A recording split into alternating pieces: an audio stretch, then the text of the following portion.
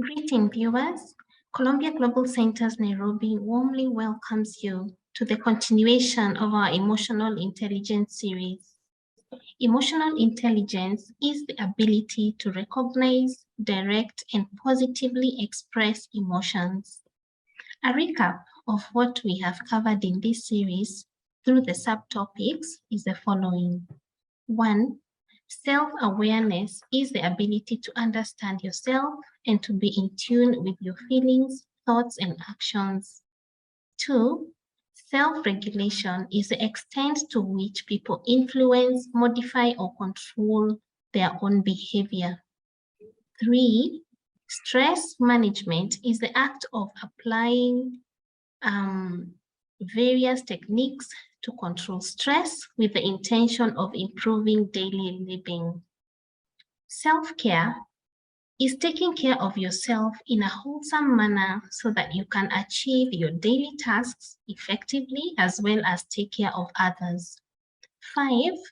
Resilience is the ability to recover and bounce back from a difficult situation quickly. 6. Decisiveness is the ability to come to a firm conclusion quickly and effectively. Today, we are talking about workplace bullying, a major challenge faced by those in employment and which can impact one's abilities in emotional intelligence. Your host is Columbia Global Centers Nairobi in partnership with Albert Migowa. Albert is a trained counseling psychologist and an emotional intelligence coach. He will be moderating this session. Our speaker today is Faith Nashipae. Faith is a registered counseling psychologist with a vast experience in mental health programming, health system strengthening, and male engagement and inclusion. She has a degree in project planning and management. She is the founder of Thriving Families Kenya Limited, a consultancy in psychosocial services. She also leads Thriving Communities Africa, an NGO that engages men and boys for social norms transformation. Faith's advocacy successfully delivered the singling out of boys as a special population in mental health Kenya. Through her work, the government of Kenya has institutionalized male engagement and inclusion in the gender systems. Faith believes in a society without inequality and that all rights apply to both male and female. She is currently pursuing a PhD in social science and counseling skills. As we begin, please note this program is being recorded and will be uploaded on our YouTube channel. Kindly remember to post your questions or comments under the Q&A section. I'll now hand over to Albert to take the program from here. Karibu, Albert. Thank you very much, Pauline. Once again, hello everybody from whichever part of the world you're tuning into. I'm so delighted to be here today and delighted for you to be part of this conversation. Workplace bullying is indeed a very big issue affecting each and every one of us, either directly or indirectly. And it's very important for us to come and hear what it is all about and get some of the golden nuggets that we are able to really utilize to ensure that we are able to appropriately handle it, especially in the workplace, but also perhaps also identify certain policies that exist that can protect us. I'm really delighted to be here today, and our session will be structured as follows. Today, our session will run for about 40 minutes. We'll have 25 minutes presentation and 15 minutes Q&A. Kindly, as the session goes on, please feel free to post your questions and comments on the chat box. And let's make it as active as possible. Let's actively participate, and let's enjoy ourselves and let's have fun. So without much ado, I'll hand it over to Faith. Faith, the floor is yours. Thank you so much, Albert, and thank you, Pauline. I want to appreciate Columbia Global Centers for having me this afternoon. It is a great pleasure to be able to share on workplace bullying. I just want to make a quick correction. I am currently undertaking a postgraduate diploma, not a PhD, in social science and counseling skills. So, ladies and gentlemen, I am excited to be sharing on workplace bullying. I know many of us have probably gone through the process, and let's see how does it contribute to our mental well-being, and how do we get to identify it and also resolve our challenges. I request that we get the slides up and running.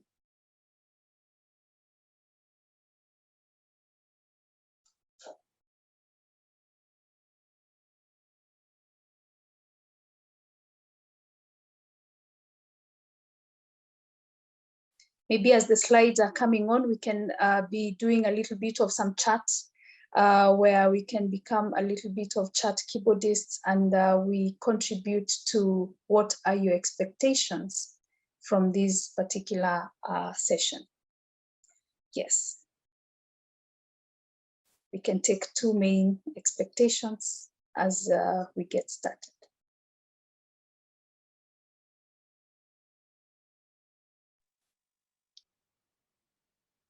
Okay, let's utilize the chat box and give our expectations. Thank you. So in the interest of time, I will go to my presentation. We can pick the expectations after the fourth slide. So basically today we're going to be talking about workplace bullying and how it contributes to our mental well-being. But before that, I want to introduce you to an organization that I work for, slide 2. This is the organization that I lead, that is Thriving Communities Africa. And at Thriving Communities Africa, we are working with men and boys directly. That is our target population. Why do we work with men? We believe that they are pivotal to social transformation, and they are also pivotal to development. And therefore, we are changing the narrative that development is only for women and girls. And we are saying that for us to have a balance and for us to be able to pull back together, for us to be able to achieve sustainable development goals, we need men at the center of it all. And therefore, we are working with men and boys, and we're very passionate about them. Our vision at the end of the day is to ensure that we are having a society that is devoid of inequalities, a society, an African society that is thriving and flourishing without inequalities. Next slide, please.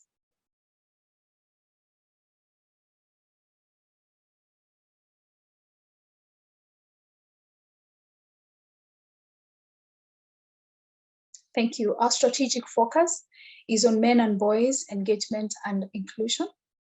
And therefore we work extensively with men and boys. One of our successes is that we have been able to advocate with the Kenyan government for them to institutionalize male engagement and inclusion. That means that through our policies and through the strategic direction of our government, moving forward since July this year, we shall be seeing products or strategies that are also including the man and the boy. You will agree with me that even though we say that men are strong and men are okay and men are everything, mental health statistics are speaking against us when it comes to issues of suicide, because more men, close to 77 to 80% of the people who die by suicide are men. And so we are looking at how do we support them. Other than that, we also look at the drug abuse rates and drug use rates, and you realize that we are also having a big problem and a big challenge when it comes to men. When it comes to the current situation of development and abilities to engage in a professional manner and in different scopes, you realize that the boys are highly disadvantaged. So we're looking at what are these inequalities, even with the man and the boy, and how do we bring them on board? What are the needs and what are the challenges that they are facing? What are the human rights that are being infringed on men, and how do we speak for them? The other thing that we do is that we empower and equip men so that they can become, so that we can improve on positive masculinity and we can have better communities through them.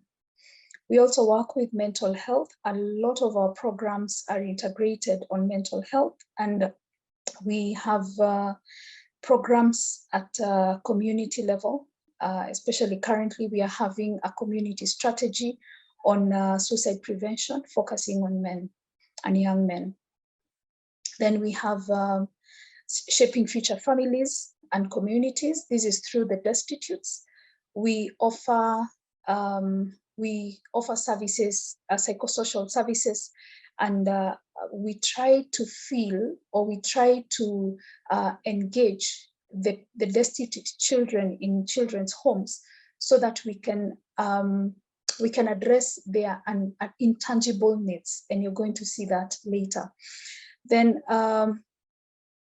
Then we have research, policy, advocacy, and consultancy on the same areas that we've talked about. Next slide, please. Yeah, our bedrock of our solutions as Thriving Communities Africa is largely voluntarism, so volunteerism. And again, we engage like-minded people, persons, to participate by both giving and participate as volunteers.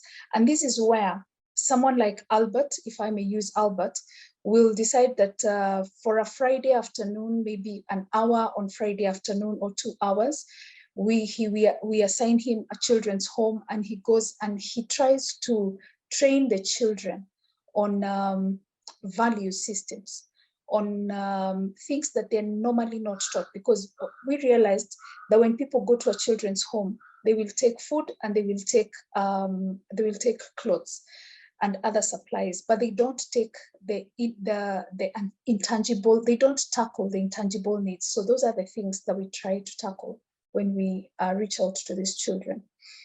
Then we're also looking at strategic partners. And one of the things that we are doing is that we are engaging with all people across board so that we can be able to engage men from whichever direction that we are able to do so. Then the other one is community engagements. We have grassroots transformative interventions. And one of them is establishing county men's forums. In Kenya, we have counties, 47 counties. And in every county, we're establishing a male forum so that we can be able to engage more men 18 and above. What is our mantra of engaging men? We want men to become, and therefore we equip them to become the best version of themselves. Then we train them on how to exploit their innate and their external abilities, innate abilities synchronized with opportunities around them. And we also help them understand how to collaborate with everyone in the community, including women. And then that way they impact. At the end of the day, our mantra is a face of positive masculinity. Next slide, please. Therefore, ladies and gentlemen, would you want to engage with Thriving Communities Africa? You could kindly get in touch with us. I'm trying to look at the chat box. I don't see any response on what people would, what are the expectations? So I will proceed with the presentation. There's one from Marvin. Yes, please. I would want to have self-control in a toxic workplace. I'd want to have self-control in a toxic workplace. Lovely. Self-control in a conflict workplace. Conflicted work. Okay. Or toxic workplace. Okay. Thank you. We'll look at that later. So on this slide, these are simply workplace bullying examples. Workplace bullying can be, can amount to people pressuring you over a period of time, or a pattern, persistent pattern of mistreatment in the work environment. So people mistreat you, and this can be either someone is shouting at you that is verbal, it can be someone is saying things that are not right about you, a little bit of gaslighting. It can be people who are embarrassing you outrightly. It can be physical, someone attacking you physically, or it can be sexual harassment, or it can be verbal. It can be someone doing things or very mischievous ways of using tactics that are very mischievous to just bring you down and show you that you're not the person that you purport to be. People who bring doubt in you so that you feel that you're not really the right person for that particular position in that particular place. And many times we face this from, a lot of times we face this through our supervisors, direct line supervisors. It can also be through the bosses when they want someone out of the office. And I'll give an example of one of my friends who is doing a very meticulous job in his workplace. And then one of the partners comes and just whispers and says, wow, I would like to have someone like this in my workplace. And yet that was just a comment from a partner. But then the environment now, the internal environment decides that they're now going to bully this guy and bully him out of the workplace. So what happens and what ensues after that is witch hunting and looking for whatever mistakes he would have done. Even when it was well explained and clearly documented, they would still go down and try to pull all this information. So workplace bullying is not just what is said, it is also what is done progressively to push someone out of the system sometimes. When we talk, please give me the next slide.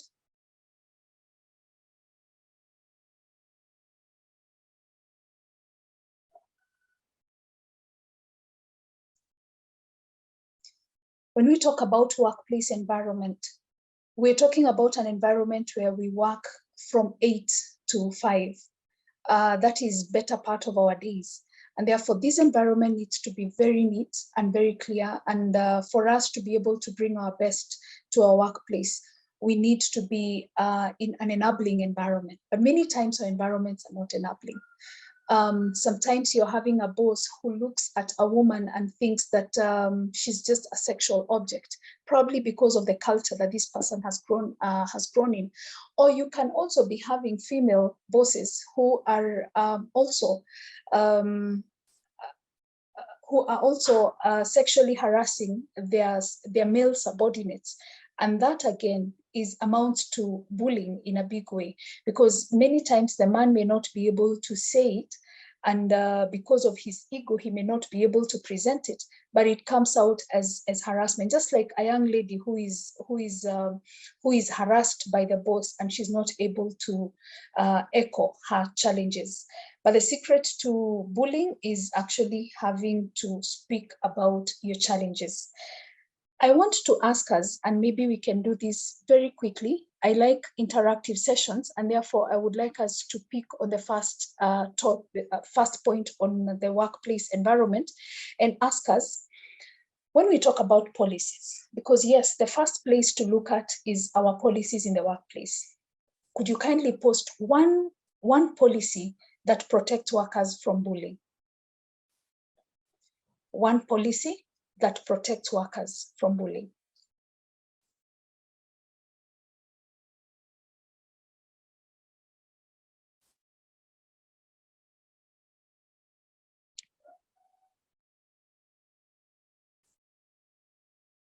You can mention in the chat or in the Q&A, feel comfortable.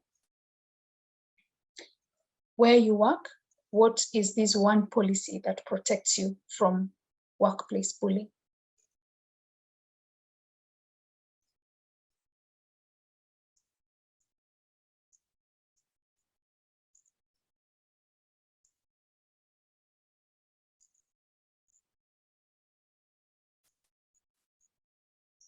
Okay. I noticed that I am not having responses, so I will just go straight to maybe 2 or 3 policies We normally have the HR policy that has a very clear documentation of how do people relate in the workplace, and the normal conduct. You will find the code of conduct and code of ethics within the organization that is documented. And many times, some organizations would prefer to have it within the HR policy, and others would prefer to have it as a standalone document, and people have to adhere to. The other document that we have, and it states how people relate in the workplace. The other thing that we watch out for in the HR policy is the dispute resolution. Many times people feel bullied. Like I gave an example of one of my friends during cases during disciplinary cases. So dispute resolution and disciplinary cases are points also to watch, and the policies have to be very clear and very meticulous when it comes to dealing with people. The other policies that I would look at is, does your organization have maybe a whistleblower policy? Does it have a gender policy that includes harassment and documents what is this harassment, and how do people raise their challenges or raise their issues regarding some of these cases? Is it something that is going to expose them? Or is it a policy, is it a strategy that is going to expose them to further bullying? Or is it something that is going to protect them even as they report what is happening to them? Sexual harassment in a lot of cases is one thing that has, and especially in, I would say in Africa, is something that is underlooked. And many times we do not see small things that we do as sexual harassment. I was listening to one of the senior counsels in one of the gender-based violence conferences in Kenya. And a senior counsel said sometimes it is even just how you do team building. And someone is saying, these are my private, this particular game that people use, I dribble, I put it here, I put it there, I pepeta is to dribble or to play around with the ball. And sometimes it is being put on the wrong places. A little bit of, it's a bit intrusive to, especially us who are female. And so she was saying that some of these could actually amount to harassment. And therefore, workplace harassment should not just be seen as something within the four walls, it should also be seen as something that happens even in the field. Especially when we go for missions, for some of us who are in the NGO world, we should also be very careful on how we interact. And that is why we also have policies like the child protection policy. We also have the protection and child and protection policy, which guides and directs on how we deal and how we interact with children, and how we also interact with our communities when we are working with them. Then we have the culture. How is your culture in your workplace? Is it a closed door practice, or is it an open door practice where even like my door is open to workers? They can come in and they can go out anytime. They feel comfortable. They feel that they are at home when they are working in my workspace. The next one would be, do we have cubicles, or is it an open plan? Sometimes open plan really helps a lot of people and saves a lot of issues, even though sometimes it doesn't provide us with certain privacy that we would want. I went to one of my partners' offices, and I liked the fact that they have booths within the office. So they have open plan, but they also have phone calling booths where people can go when you're having a private call, or you know that you're having a call that needs some level of confidentiality, you can book that and you can go and have your call there. Then the other thing is, how do people relate at the workplace? I remember when I was working in one of the organizations, I was working with IntraHealth International at some point. I was the secretary of this welfare committee. And one of the things that we did in our welfare is that we encouraged people to interact. We encouraged people to be open.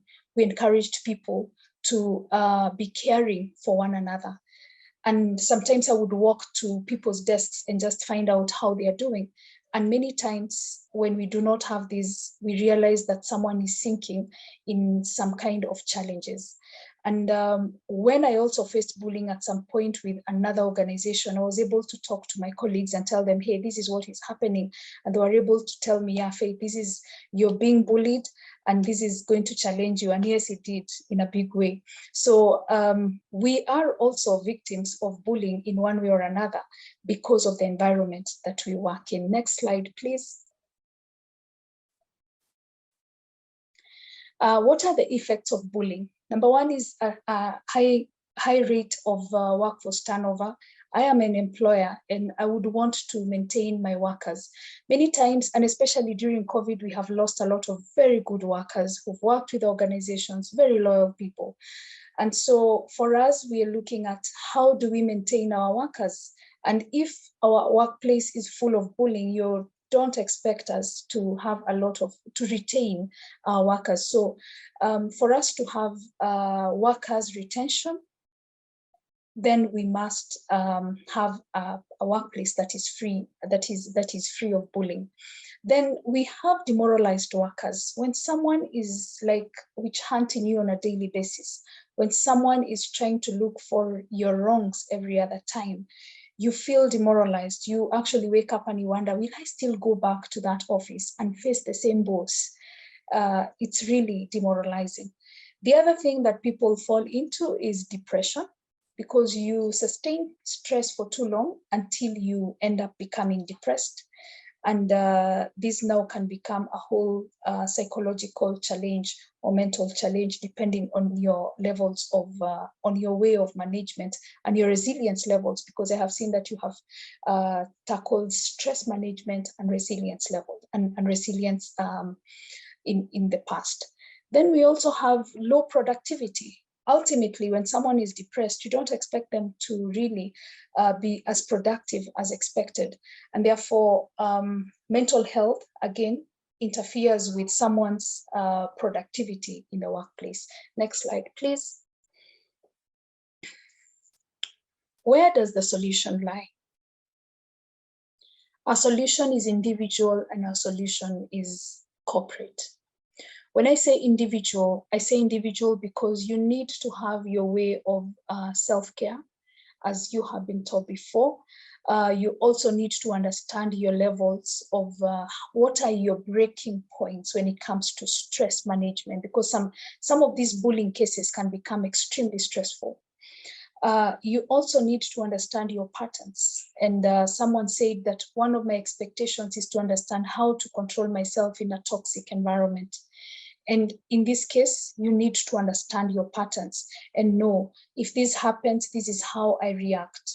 So what reaction do I want to have so that I can change what I normally do? What reaction do I want to have so that I can change what I normally do? So yes, a toxic environment will always be there. We can never be assured of 100% non-toxic environments. If you're not having a toxic environment in your workplace, you're having it in your social environment, or you're having it in your family or wherever. But the thing is, understand your levels and understand how much you can take in, and bank on self-care as much as you can when you're working within a toxic environment. Speak to yourself and tell yourself that what is being said about you is truly not you, because for sure, they hired you because they saw value in you. They hired you because they saw someone that can present value and can contribute to the development of the organization. But then you realize, when you get in, you realize that the culture is totally different and it's not working for you. What do? Do you have another job the next day? Probably not. But between that time and then and your next opportunity, then you need to also build your resilience in such environments. You need to understand, how does this affect me, and how can I stop it from affecting me? And how do I still become responsible? How do I still become productive even in this environment? The best of us, remember, is brought out in very difficult situations. So don't run away from difficult situations. learn to be resilient. The other thing is corporate. Get us the right policies and make sure that policies are adhered to. Not just have them in policy documents and just leave them there, but ensure that workers are vastly knowledgeable about your policies. They practice them on a daily basis. And that means that the leadership needs to show direction by, number one, practicing these policies so that they can also be able to transfer these examples to their workers. It is hard for you to tell someone not to do something when you're doing it. It's hard for you to drink wine and tell someone to take water.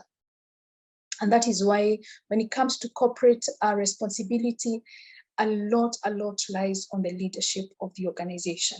But again, policies are important, and let's adhere to corporate policies. Next slide, please. So I have a question for all of us. And this is something that I would really desire that we participate. We are very few based on what I'm seeing. And therefore, I request that we all participate. And I want to ask you that based on our discussion, put down 3 approaches you have identified that you intend to apply in making your workplace a better place, whether it is from an individual perspective or whether it is from a corporate perspective. Just 3 points. You can even mention 2 or 1. I will give us about 3 minutes for each. Is that okay, Albert? That's in order, Faith. And once again, just to reiterate what Faith has said, kindly let's participate in this. That's on the chat box. Let's actively participate. Thank you.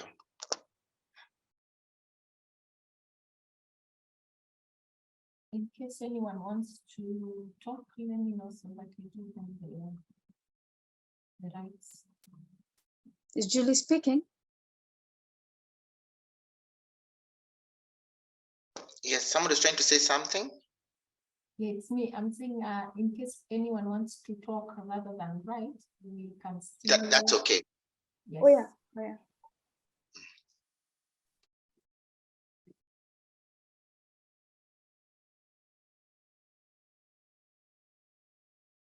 Albert, maybe you can read for us the comments.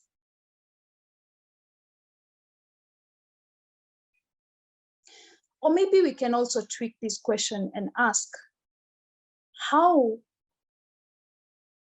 or what are based on the discussion, what are the 3 approaches you have identified or you would want to maybe pick up and apply for you to be able to, I'm trying to tweak this to an individual, make yourself better in the workplace. As far as bullying is concerned, how do you stand out and how do you stand up when there is bullying in the workplace?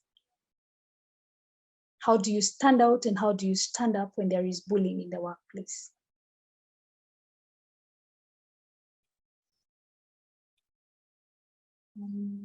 Albert might have dropped out, so let me just read them. I've learned in understanding my level. I've learned, so he's mentioning he's learned 2 things: understanding my level. Sorry, he corrects it and says I've learned to understand my breakdown level and self-care. That's from beautiful. Okay. That is awesome, Marvin Morango. That is great.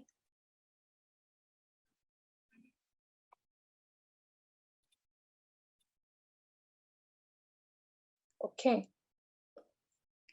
So maybe we could go back to our presentation. We are concluding this session.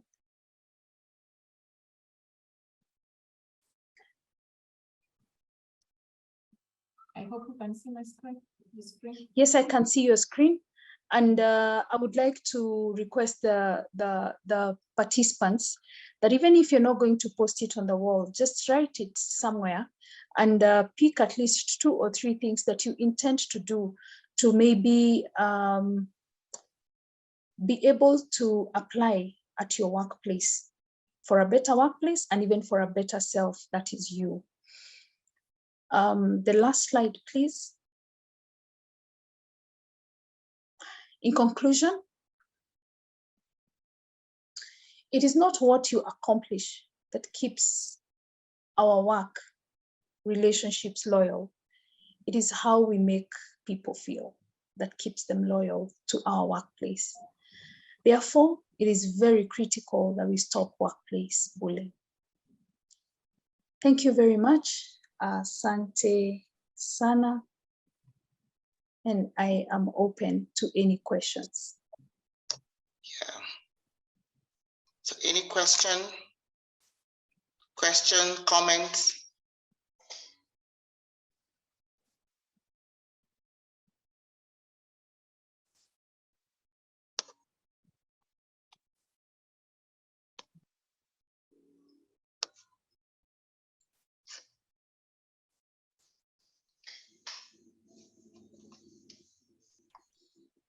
Any question, comment?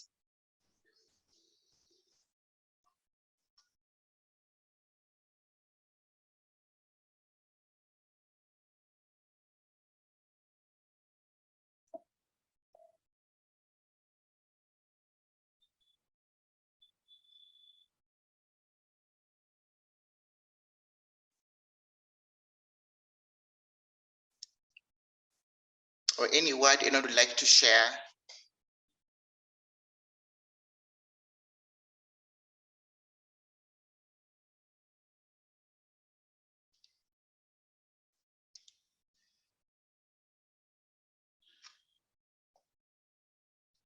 Okay. I have a question. This is Yeah, go ahead. I have a question. So how do you continuously balance between making somebody feel important, so that is being loyal, as well as also ensuring that they achieve the objectives? As you know, sometimes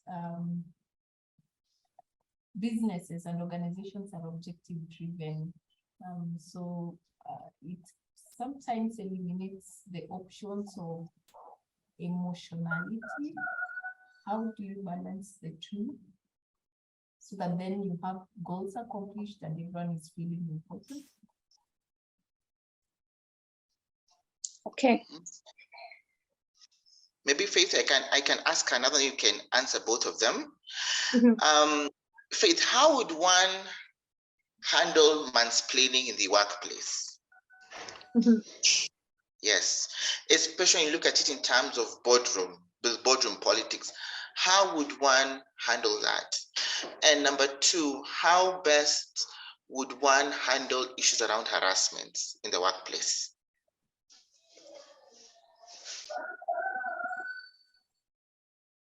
Mm-hmm.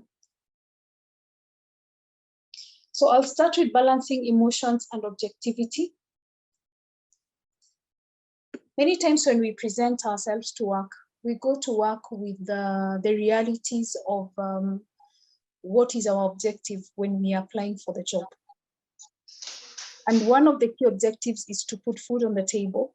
The other objective, which is normally not foreseen, is the fulfillment that you get as someone who's contributing positively to the community, which speaks to your mental well-being. Now,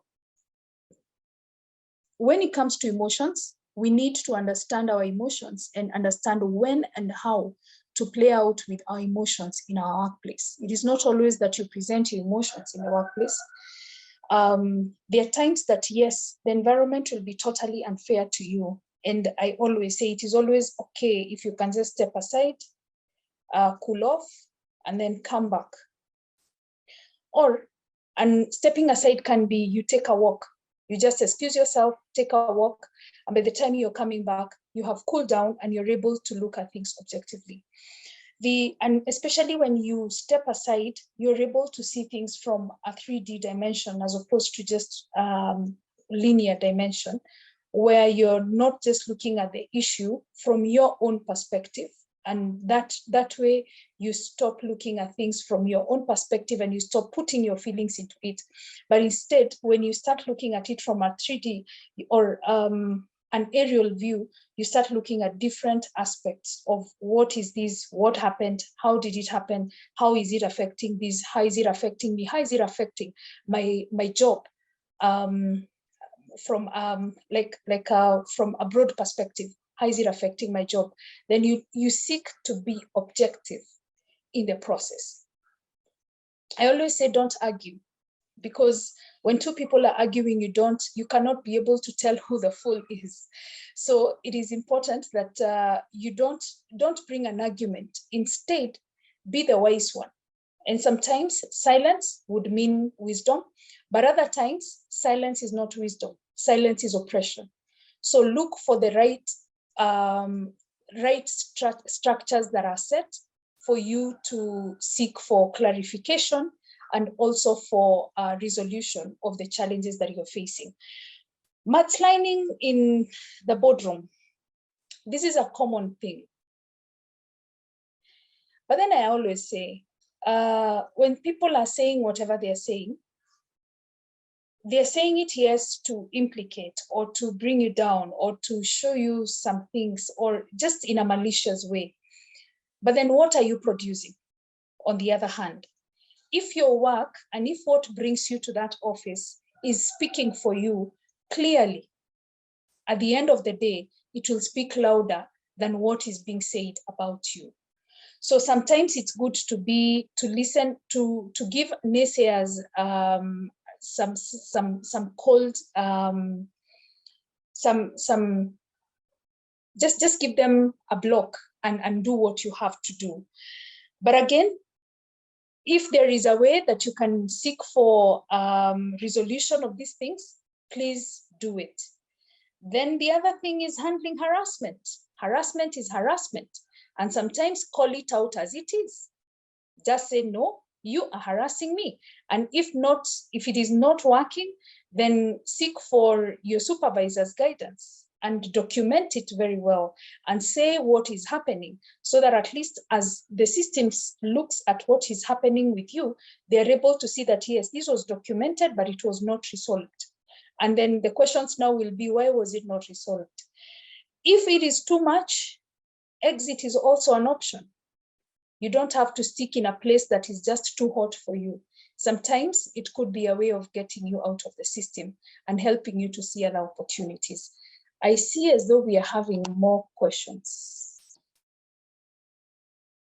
In cases where there is a big generational gap among team members. I'll read out for you. Not to worry. I'll read them out for you. Yes. Okay.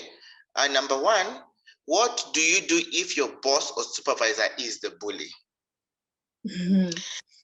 And then maybe because there are three, you can take them all. So the first one, what do you do if your boss or supervisor is the bully?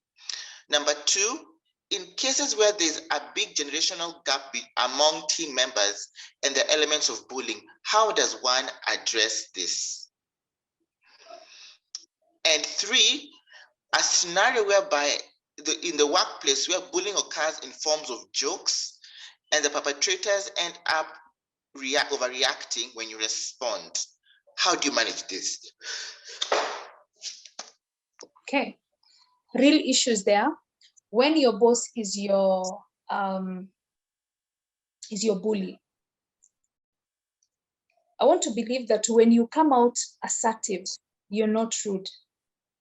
So one of the ways of resolving this is putting it on the face of the bully and telling them, you are bullying me, and this is how it is, and this is how it is affecting our output as an organization. Please remember, you don't want to put yourself in the picture as just the victim. You also want to show the bigger picture of the actions of this person, and especially when it is your boss. I am a boss and I also listen to my workers, and it is important, I know it is important that in people management, I need to listen and I need to understand what are their pressure points, because I need work to be done and I need output. At the end of the day, when I enter my office, what drives me is output. So if output is going to be affected, then that needs to come to my attention. Now, if that is still not listened to, maybe when it is your boss and your peace, as well as your financial protection is on the line, jumping ship would be helpful for you. Unfortunately, we cannot keep jumping ship. So along the way, you might need to look for your own way of managing your boss. Sometimes when you're having bosses, like I had before, we manage our bosses. The other question is about the age limits, the intergenerational conflicts that happen and the bullyings that happen. I think learning how to extend grace to one another is very important. And I want to say this with a lot of care and caution, because you will agree with me that the younger generation that we have right now, these are people who are touch and go people. They are not committing to connectedness, and they're not committing to growth the way we know it. So when you're having someone who lands in your office today and tomorrow they're taking off, or because you told them this, they don't take it as positive. And I was having a discussion with one of the CEOs around, and they were telling me, this young generation, they don't even know what mentorship is. They can't be mentored, and they cannot learn. They don't know what apprenticeship is. They cannot learn from seeing and from understanding what others are doing. And maybe that is the conflict, because maybe our generation is this one that came from learning from other people, from what they're doing. But then we have this generation that knows that they know it all, and Google is my friend. So you have a conflicting generational approach there. And maybe it is good for people to have open barazas and talk about some of these challenges and say, yeah, we, of this generation, this is what we do. We people of that generation, this is what we do. Maybe we can find a way of synergizing. I would advocate for people to be open-minded in any environment. Then the last question, Albert, was? Okay, most workplace bullying occurs in forms of jokes, and the perpetrators end up overreacting when you respond. How do you manage this? Well, when it is a joke that is said in the wrong way, sometimes it's good to just weigh what you want to put your energies on. In many cases, when you sense malice, it is important that you don't flow with the people. Go against the grain and surprise them by not even responding to, because many times when some people are doing some of these things, and when it is bullying, the pattern has to flow, and the pattern is made for you to react. So don't give that reaction. Assume that you're working with a narcissistic person who just wants to push you to the edge. So important for you is to learn how not to satisfy their desire to push you, or for their desire to see you angry, or to see you reacting. So don't react, just don't react. And allow yourself to be at peace, call yourself to peace. Back to you, Albert. Well, thank you very much. And finally, Faith, you may want to leave your contact on the chat box. Just leave your contact, email, and how people can get in touch with you. Email, perhaps, a number. Yeah. So any other comment, general comments, or any other questions so no one feels left out before we wind down? Albert, mine is to thank the team from CGC for giving me this opportunity, and for helping us understand what is happening with the workforce across the world. Thank you so much. Welcome, Faith. If there are no questions or comments, mine is to thank you all for attending this session today. My hope is you've had the lessons learned. Now we have a bit of a better understanding of what workplace bullying is, its impact, and really what policies exist within organizations that can protect us. But above all, also knowing when it's time to walk away, which is walking away, which is important. And that brings in the aspect of self-care. So for me is to thank you once again for today's session, and looking forward to seeing you all soon perhaps in our next session. Thank you very much all, and have a wonderful day wherever you are in the part of the world. Bye. Bye, thank you. We will send the recordings to all the participants. Sorry, Leanne? We will send the recordings to all the participants. I saw Okay. that. Okay. Yes. Thank you very much. Okay. Bye, everyone. Bye. Asante, bye.